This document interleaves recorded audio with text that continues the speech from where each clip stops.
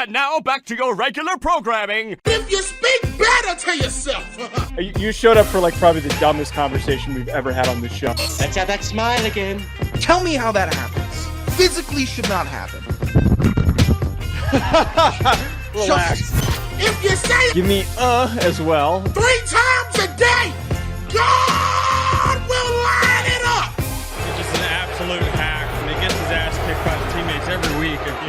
It's just terrible. Welcome back to Hack City. I'm Joe DeLeone. With me, my co-host Sean Anderson, and we're moving on to our next summer preview. We're talking Penn State football, and joining us to help us preview what Penn State is going to do in 2024 is Tom Hannifan. He's the host of State of State on Believe with former Penn State DB Justin King, as well as a TNA wrestling broadcaster and a former WWE play-by-play. Also, you can find him on Twitter at Tom Hannifan. Sean and also Tom, we open every show with a would you rather. So we're going to let Sean do the would you rather. What do you got for us, Sean? Yeah, our football background, your wrestling background, it kind of made sense for me to go this direction. Would you rather spend the rest of your life in a full football uniform, helmet to cleats, or a wrestling getup? Anybody of these guys you've seen in the ring, the boots, the unitard, the hair, the makeup, rest of your life. Tom Hannifan, this is my look. This is my image. I'm rolling with it. Come say something to me. Would you rather go the pads or the wrestling outfit? And I have my answer. Have even given it no thought. It's the old Kevin Nash look with the singlet up top, so that way you have some coverage, and then you have the pants that have tassels. And it doesn't need to say big sexy on it. If it does, it's cool. If it says Nash, that's weird. It's not my name, but at least I was like, that's the most like normal, like their pants and a top. And you can at least maneuver in public, as opposed to me going to the grocery store in a Penn State uniform with like the thigh pads and cleats clacking all over the place. So let's go with Kevin Nash, man.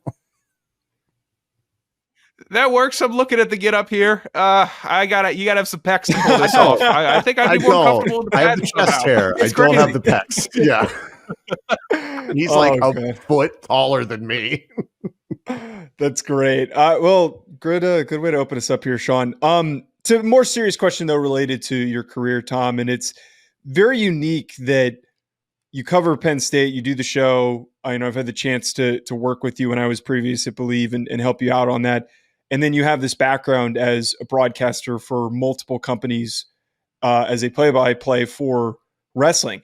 We've crossed paths with so many different people in this industry, Sean and I, and I'm just kind of curious, like, how did that end up happening? Where did you know you wanted to be commentating wrestling? Is that what you knew that you wanted to be doing, or did it just end up being pure happenstance?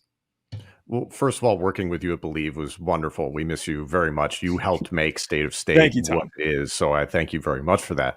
Yeah, I never had any intention of getting into pro wrestling. I think like a lot of people, I watched it as a kid. My parents were not okay with it because like I was born in 1989. So like the late 90s, early 2000s, when I was becoming aware of pro wrestling altogether, it was the Attitude Era. It was a little bit more intense for a kid who was single digits. And I think they made the right decision in the great scheme of things. But when I went to Penn State, my goal was sports broadcasting. I really just wanted to cover college football more than anything. It's my obsession. And then after I graduated college, like anybody, I was looking for a job, and I found a job lead online for WWE. And I was at a point where I was casting out lines to a lot of different places. Not to say that WWE is anything small. If anything, it caught my eye because I'm like, wow, this is $1 billion company. I remember liking this stuff once upon a time. And why not? Why not give it a shot? And I got very, very lucky. I got hired by $1 billion company at 23 years old, was able to be there for almost 9 years, learned so much. Like all my successes and failures happened on live global television. Don't recommend that. So once I was laid off by WWE, then it was just this wide open opportunity of, well, what do you want to do? And I just came back to, I want to talk about college football. And Penn State has been in my family for generations now. My mom was class 78. My brother was class 2009. I was 2011. So it just made sense. And I really wanted to cover the team. And it's been this period of self-discovery for me, because I can't reasonably look at my body of work in wrestling and say I'm a journalist. I am a broadcaster, and I think an entertainer and a host at the end of the day. So it's been finding myself along the way of like, yeah, you don't necessarily need to be Adam Schefter all of a sudden. You know, you can still be a fan, you can be a host and enjoy this, but kind of toe that line a little bit. So that's kind of what I've been doing since. And then TNA Wrestling came along in January of 2022, and that's one of the best things that's ever happened to me. It's just been such a fun environment. And we have all this momentum now since rebranding, and I'm just very excited to have all my passions covered with Penn State football, with pro wrestling. It's just, it's been perfect. I don't think a lot of people realize how hard it is at 23 to not only hold a broadcasting job, whether it's radio, play-by-play, whatever it might be, but to be doing it on that scale. Like, I didn't realize it was that early for you. I had kind of some familiarity with your background. I mean, you have a Wikipedia page, so it's easy to kind of like look up and sure it's see. All true. Yeah. Right. Yeah. No, every little bit of it's accurate. No, but that's why I wanted to ask and kind of hear the full scope of it. But 23, man, I couldn't even imagine trying to do that early. And I feel like at 25 now that I'm still almost 26, still trying to really get the full grasp on how to be a great just communicator and be fluid enough. 23, man, that must have been daunting jumping into that. Yeah. And listen, Penn State prepared me as well as it could with the sports broadcasting pedigree and the College of Communications. It's fantastic, but you really don't know anything until you get out there and you put it into practice. And I got thrown in the deep end. And like one of my first days on the job, I was in a TV studio, which I had never worked in. And it was like, here's a teleprompter. Never used a teleprompter. And it's just like, you fake it till you make it sort of thing. And I was so fortunate to have a lot of different people that helped me along the way. Nobody does it on their own. And it was a lot of successes and failures. And especially in the first handful of years, I really didn't know I was dealing with. Pro wrestling is so unique. And I think a lot of people can flip on the TV, whichever company you're watching, and maybe make assumptions about it. And some people look down on it. That's fine. It's extremely detailed and very nuanced. There's psychology that goes into it, even though some people might not necessarily believe that. Whereas when you're covering a sport, you can see black and white whether or not the guy scored or did not score, or I guess with instant replay, that doesn't happen all the time. But you know what I'm saying is that it's like, yeah, at the end of the day, there's a winner and a loser, and there's a story that organically happens, and we don't necessarily know where it's going. Wrestling's different in that you do know where it's going. It's like your favorite scripted TV show, but then it's intentionally being late to certain things. It's acting, it's voice acting, it's trying to communicate stories that can be complex and emotional. And it's like, you got 10 seconds. Okay. And especially in a live changing atmosphere with pro wrestling, injuries happen, those sorts of things. You're in segmented TV, where sports, things can be stretched depending on the stanza that you're in, whether it be an inning or a quarter or a half, doesn't matter. You can stretch those things according to how the network is handling those things. Wrestling's different. You're beholden to a lot of different things. Everything's timed out. So I got an education very, very early of how to keep things moving, being a traffic cop, all those sorts of things. And I'm just fortunate that they had a lot of patience with me for a long time and gave me a lot of opportunities to grow. And now I can put it into place in different atmospheres. So it's been great. Tom, I have a two-parter for you here. What was the biggest wrestling pop you can recall? And then how would that compare to a Penn State whiteout? Oh, that's a great question. The biggest one that I experienced in person would have to have been, I was backstage when the Hardys returned at WrestleMania. This is in 2017. I forget what the number was, but it was in Orlando. And the Hardys were doing some stuff in, ironically, Impact Wrestling, where I am now TNA Wrestling, that is. They did some stuff in Ring of Honor, and all of a sudden they popped up and blew the roof off the place at WrestleMania. I was not calling the match, but I was backstage for it, and it was just absolutely crazy. Does it compare to a whiteout? It's similar but different, like pops, as like we refer to internally in pro wrestling, like those crowd explosions, those bursts. They can just happen in so many different ways. There's the surprise, there's the shock of the Undertaker's streak being snapped at WrestleMania. That's a whole different type of quote unquote pop. My favorite, and I've seen a lot of discourse about this because the new EA college football video game's coming out, is they used Shea Patterson having to call a timeout on the first play against Penn State from years ago. That stadium was going absolutely nuts. So to get them to call a timeout on the first play, I would have given anything to have been in that stadium. I'm getting goosebumps thinking about it. Like, it's electricity. That's the best way I can describe it. Yeah, I was juiced up to see that was a big motivator for trying to recreate the college stadium atmospheres. That was really cool to see, which came out today. So to jump into talking about Penn State now and transitioning to 2024 and expectations, I was on your show recently and you kind of revealed to me that, Drew Allar, the expectations for how the fan base sees him and maybe how those covering the team see him. From your thoughts, what do you need to see from Allar? What do you want to see from him to know and feel like he's taken the step forward? Because he's probably the biggest cog in all of this for the success in 2024.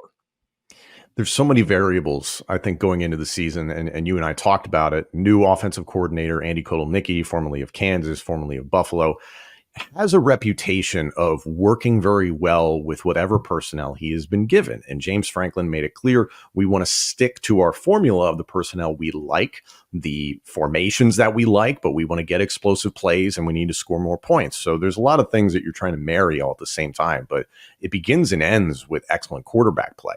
The odd thing about Allar is that I believe it was 26 touchdowns to 2 interceptions last year. Stellar ratio. Except it was very conservative. And the games against the big boys, a la Michigan, Ohio State, that completion percentage, which was hovering around 60 to 65, dropped down to like 50, 40 even. And so many quarterbacks struggle under pressure. The offensive line expects to be a little bit worse this year, especially losing Olu Fashanu and Caden Wallace in the NFL draft. So your 2 tackles are gone. That's going to be interesting. For me, Drew Allar, it sounds simple. You need to beat one of the big teams on your schedule. And 2 of them are Ohio State and USC. You can throw Oregon in the mix. We're not entirely sure what Washington could be this year. Penn State doesn't play Michigan this year. There's games out there to be won. And I think there's this fear amongst Penn State fans that even with the expanded playoff, Penn State might miss that 12-team cutoff. And then people are going to be really pissed, to be pretty honest. Because last year, the expectation was Big Ten title, maybe qualify for the 14 playoff last year, or even make the national championship or even win the national championship. None of the Penn State fans I've talked to are feeling that way. If anything, they're like, I hope we win 9, 10 games would be great. And that's still a great season by the standards of college football. But this is a fan base that has been dying for a national title again since 1986. What's the fans' patience level with James Franklin? Because I've talked to some Penn State guys. Gotcha. Yeah. I've talked to some Penn State guys, and they're like, oh, man, he's a great recruiter, but it's not all about recruiting anymore. It's NIL and then actual coaching on the field. So I have to sense that there is some unrest going on with his situation. It's a very complicated situation at Penn State because the shadow of Joe Paterno looms large over this program.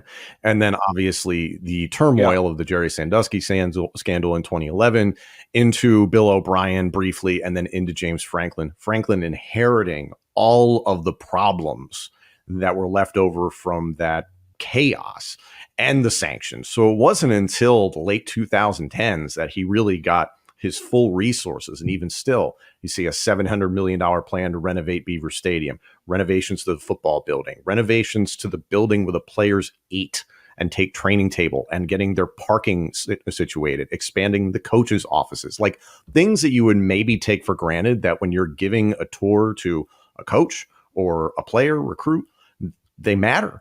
And these are things that James Franklin has been working on for a while, but after 10 seasons, though this will be his 10th season, the question continues to be, when are you going to get over the damn hump? And I will never forget his speech in 2018 because I attended the game, Penn State versus Ohio State, the late, great Dwayne Haskins leading a comeback in the second half, Ohio State beating Penn State in Happy Valley. And he said, we're a good football program. We can be a great football program, but we're not an elite football program.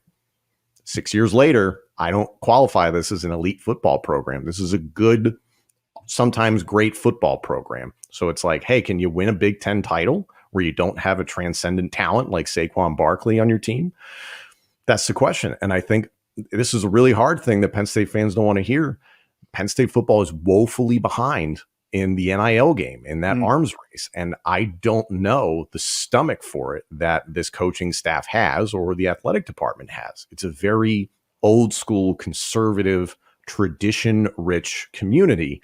So when you hear the concept of paying players, though we know it's been happening for decades, they're not too keen on it.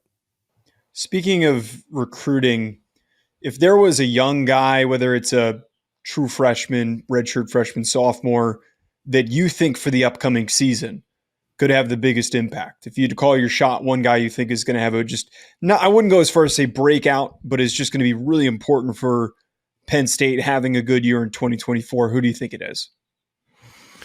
I would have to say, and I think he might technically be a redshirt. He's either a redshirt sophomore or a junior at this point. I can't remember exactly, especially since the COVID year. It's like, I don't know. Oh my God, you can't keep up anymore. It's like there's pluses and minuses. It's ridiculous. It's like batteries. No, Zane Durant at defensive tackle. He is slightly undersized. I think he's listed at about 6 foot, maybe 6'1", and that might be generous. But when he walked onto campus, everybody was like, man, he's explosive, low man wins type of mentality. He wins with leverage, but it's like, man, can he add the size to his frame? There is a picture that came out of him this past cycle where, yeah, he found that size. Now, is he going to be Aaron Donald? I have no idea. But the interior of Penn State's defensive line has been wanting for a number of years. Not that there's been a lack of ability, but just there's been that lack of that transcendent talent at that position. PJ Mustipher was the last true mountain in there, and I wouldn't necessarily qualify him as one of the best D tackles walking the earth, just a enormous space eater, that perfect nose tackle. Zane Durant has that ability to be that explosive 3 steps and get to the quarterback or the carrier very, very quickly. So he's a guy I'm looking at. KJ Winston at safety. His true freshman campaign was stellar last year, and he is arguably the best player on this defense now. And you have Abdul Carter moving from linebacker to DN, so it says a lot. So those are 2 guys I'm looking at because I think, again, Penn State's going to have to rely on the defense this year. The offense, it's still very much we got to see what gets rolled out there in September.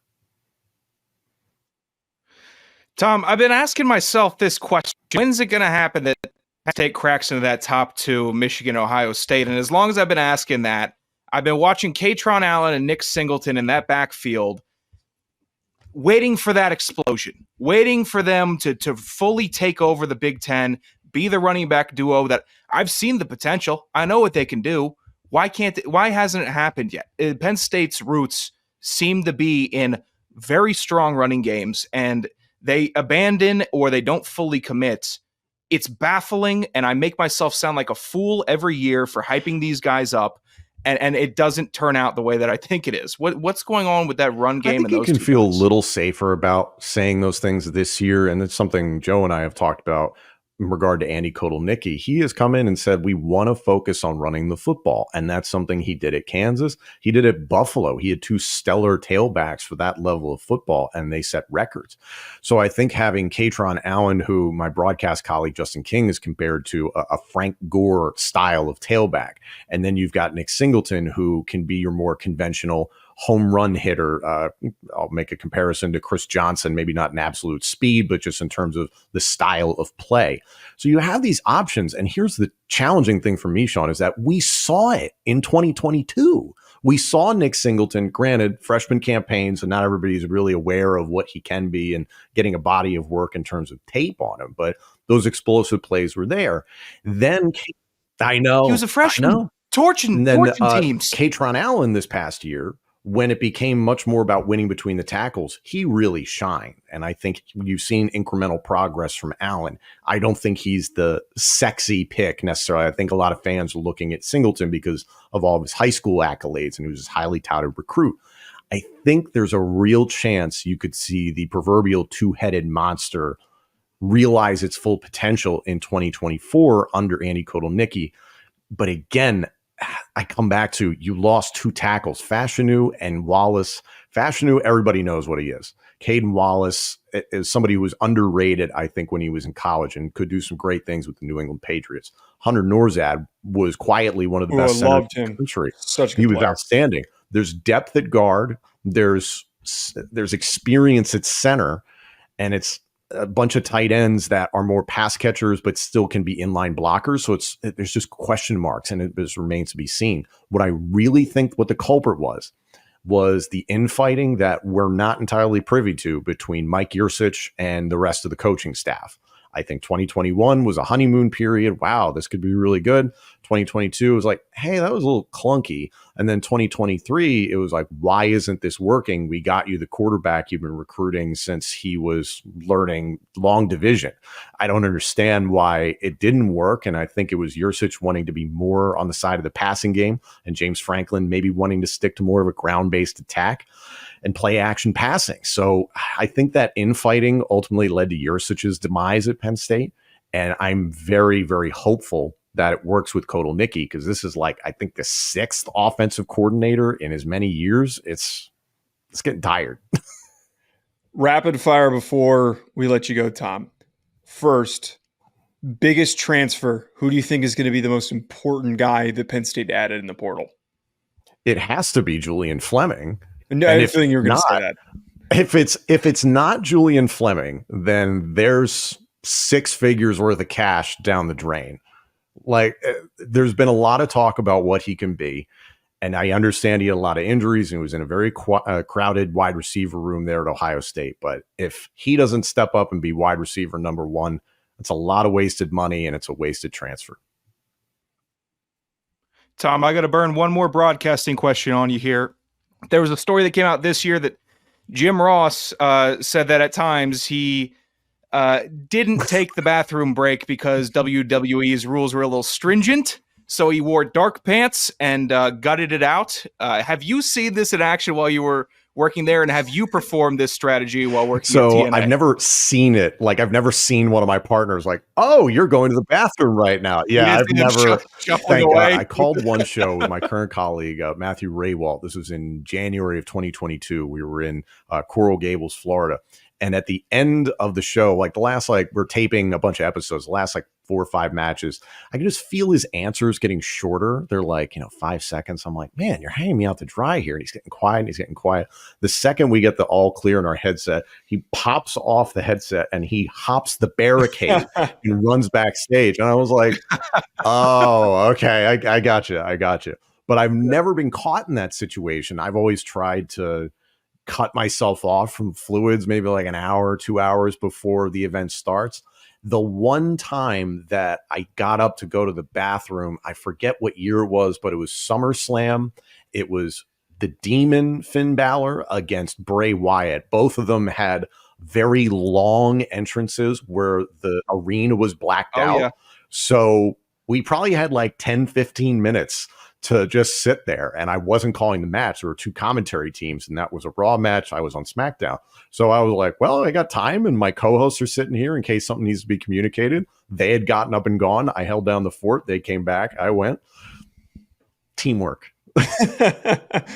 But see, it kind of adds to the absurdity of that story that Sean brought up. Well, Tom, we appreciate you joining us today, and it was great getting to catch up with you and help us get caught up on Penn State football. Folks, make sure you go and check out State of State wherever you can listen to your podcast, YouTube, and then at Tom Hannifan on Twitter. Tom, anything else you want to plug before we get out of here?